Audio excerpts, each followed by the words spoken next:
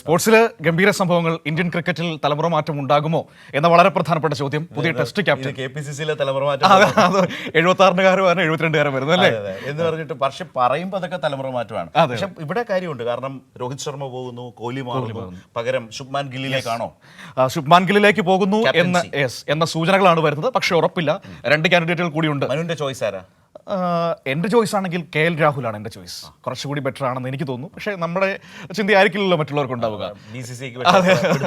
അതെ, ഏതായാലും BCCയുടെ ഒരു താല്പര്യം എന്ന് പറയുന്നത് ശുഭ്മാൻ ഗില്ലിനെ. കാരണം ഇന്ത്യൻ ക്രിക്കറ്റിന്റെ എന്താണ് അതിന്റെ കാര്യം? എന്താ അവരുടെ ഏറ്റവും പ്രധാനപ്പെട്ട കാര്യം, ഇന്ത്യൻ ക്രിക്കറ്റിന്റെ അടുത്തൊരു പോസ്റ്റർ ബോയ് എന്ന നിലയിൽ BCCI മുന്നോട്ട് കൊണ്ടുവരുന്നത് ഗില്ലിനെ തന്നെയായിരിക്കും. അതവർക്ക് ഉറപ്പാണ് ഏകദേശം. ഒപ്പം തന്നെ ഋഷഭ് പന്തുണ്ട്. രാഹുലിന്റെ പോരായ്മ എന്താവും?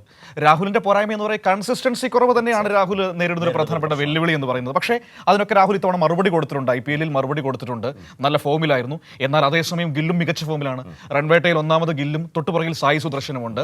അതേസമയം എന്നൊരു വെല്ലുവിളി എന്ന് പറയുന്നത് സുദർശൻ ടീമിലേക്ക് വരാൻ സാധ്യത കേൾക്കുന്നുണ്ട്. പക്ഷെ ഉറപ്പില്ല. ഒരു വളരെ പ്രോമിസിംഗ് ആയിട്ടുള്ള അതെ, നല്ല പ്ലെയർ ആണ്. ഒപ്പം തന്നെ ജസ്പ്രീത് ബുംറ, അതേപോലെ തന്നെ BCCIയുടെ മാനസപുത്രൻ ഇല്ല. പക്ഷേ പ്രശ്നം അറിയാവും, ഫിസിക്കലി അത്ര ഫിറ്റ് അല്ല. അതുകൊണ്ട് തന്നെ ഇപ്പോൾ ഇംഗ്ലണ്ടിന്റെ സീരീസ് ആണല്ലോ വരുന്നത്, അതിൽ 5 കളിക്കുമെന്ന് തന്നെ ഒരു സംശയമുണ്ട്. ഒപ്പം തന്നെ BCCIയുടെ മറ്റൊരു പോസ്റ്റർ ബോയ് ഋഷഭ് പന്തും ഈ പറയുന്ന ക്യാപ്റ്റൻസിയിലേക്ക് സാധ്യതയുണ്ട്. പക്ഷേ IPL-ലെ ഏറ്റവും മോശം പ്രകടനം. അതെ, അതുകൊണ്ട് തന്നെ അതിന് എത്രമാത്രം അതിലേക്കെങ്ങാനും പോയാൽ സത്യം വലിയ വിമർശനം കേൾക്കേണ്ടി വരും. അതുകൊണ്ട് വലിയ സാധ്യത. അപ്പൊ നമ്മുടെ മുമ്പിലുള്ള ഓപ്ഷൻസ് ഇതാണ്. ഒന്ന് ഏറ്റവും പ്രധാനപ്പെട്ടത് ഗില്ല്, 2 ബൂംറ, 3 ഈ പറയുന്നത് പോലെ ഋഷഭ് പന്ത്.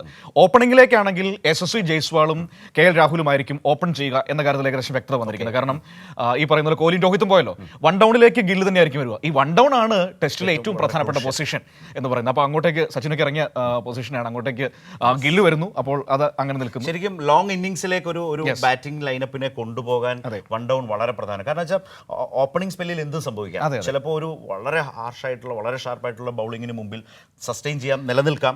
വിക്കറ്റ് പോയാലും 1 ഡൗണിലാണ് ഈ നങ്കൂരമിട്ട് ഒരു ലോങ് സ്കോറിലേക്ക് പോകണമെങ്കിൽ ടെസ്റ്റിൽ എപ്പോഴും പ്രധാനപ്പെട്ടതാണ്. പിന്നെ ഇംഗ്ലണ്ടിലേക്കാണ് പോകുന്നത്. പേസ് ബൗളിങ്ങിന്റെ പറുദീസയാണ്. അപ്പോൾ തന്നെ ബൗളിംഗ് ഒരു സംശയം വേണ്ട, ബൗളിംഗ് ഓപ്ഷനിലേക്കും കുറെ സാധ്യതകൾ വരുന്നുണ്ട്. ബുംറ, ഷമി, അപ്പോൾ തന്നെ 5 പേസർമാരെ ഇറക്കിയാൽ പ്രസിദ്ധ കൃഷ്ണയ്ക്കും ഒക്കെ സാധ്യതകൾ വരുന്നുണ്ട്. സ്പിന്നർ ചോയ്സ് എന്താവും? സ്പിന്നർ ചോയ്സ് ഞാൻ നോക്കുകയാണെങ്കിൽ ഈ പറയുന്ന പോലെ ഇംഗ്ലണ്ടിൽ അത്ര സ്പിന്നിന് അത്ര പോരാ, അത്ര പേസ് ബൗളിംഗ് പിച്ചാണ്. അതുകൊണ്ട് തന്നെ അവിടെ ജഡേജ മെയിൻ സ്പിന്നർ ആവുകയും ജഡേജയ്ക്ക് ഒരു ഓൾറൗണ്ടർ ഫേസും ഉണ്ട്. അതുപോലെ തന്നെ വാഷിംഗ്ടൺ സുന്ദറിനെയും കൊണ്ടുവരാൻ സാധ്യതയുണ്ട്. കാരണം ഇപ്പോൾ പുള്ളി ഒരു ഓൾറൗണ്ടറാണ്. അപ്പോൾ അവിടെ ബാറ്ററുടെ ഗുണവും കിട്ടും, ബൗളറുടെ ഗുണവും കിട്ടും. അപ്പോൾ സ്പിന്നേഴ്സിന് ശോകമാവും. അതെ, അതിന് സാധ്യതയുണ്ട്. സ്പിന്നർ സ്പെഷ്യലിസ്റ്റിനേക്കാൾ ആ ചോയ്സിൽ ഒരു ഓൾറൗണ്ടറിൽ സാധ്യത സ്പിൻ പ്ലസ് അതായിരിക്കും സാധ്യത. ഇനി സ്പിന്നർ എടുക്കാൻ തീരുമാനിച്ചാൽ കുൽദീപ് യാദവിനായിരിക്കും നറുക്ക് വീഴുക, സംശയമൊന്നുമില്ല. ഇനി നമുക്ക് IPL-ൽ കാര്യമായ സംഭവങ്ങളൊന്നുമില്ല. IPL ഇന്നലെ ബാംഗ്ലൂർ ജയിച്ചു കയറിയിട്ടുണ്ട്. സൺറൈസേഴ്സ് ജയിച്ചു കയറി. ഒരു ആശ്വാസ ജയമാനം, ജയിച്ചാലും തോറ്റാലും ഒരു പ്രശ്നമില്ലായിരുന്നു, കാരണം അവർ പുറത്തായതാണ്. നമ്മൾ ഇത് പറയുമ്പോഴാണ് ഏഞ്ചലോ മാത്യൂസും റിട്ടയർ ചെയ്യുകയാണ്. ഇതിഹാസ കളിക്കാരനാണ്. അതെ, ഒരുപാട് കാലം ഈ സുവർണ്ണ നിര കളവഴിഞ്ഞതിന് ശേഷം ശ്രീലങ്കയെ കുറച്ചു കാലം തോളിലേറ്റ് നടന്ന കളിക്കാരനാണ്. അദ്ദേഹം കൂടി പോവുകയാണ്. ഇനി IPL-ൽ ഇന്നത്തെ മത്സരം എന്ന് പറയുന്നത് ഈ പറയുന്ന പോലെ ഡൽഹിയും പഞ്ചാബുമായിട്ടാണ്. പഞ്ചാബ് ഓൾറെഡി പ്ലേ ഓഫിൽ കയറിയതാണ്, ഡൽഹി പുറത്തായതാണ്. അതുകൊണ്ട് ആ മത്സരഫലവും ഒന്നും സ്വാധീനിക്കില്ല. ഇനി രസകരമായ കാര്യം എന്ന് പറയുന്നത് ഒന്ന് ഫുട്ബോളിലേക്ക് കൂടി ഒന്ന് ഫുട്ബോളിലേക്ക് കൂടി വളരെ വേഗം വരണം.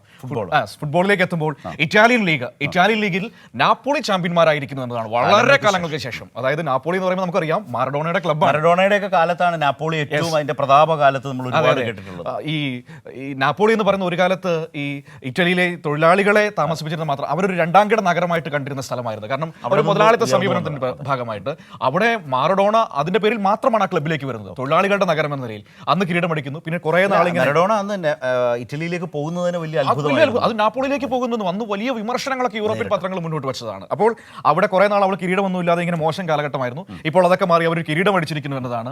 ഇന്റർ മിലാന്റെയും AC മിലാന്റെയും ഒക്കെ തിരിച്ചുവരവ് ഇത്തവണ നമുക്ക് ഇറ്റാലിയൻ ലീഗിൽ കാണാൻ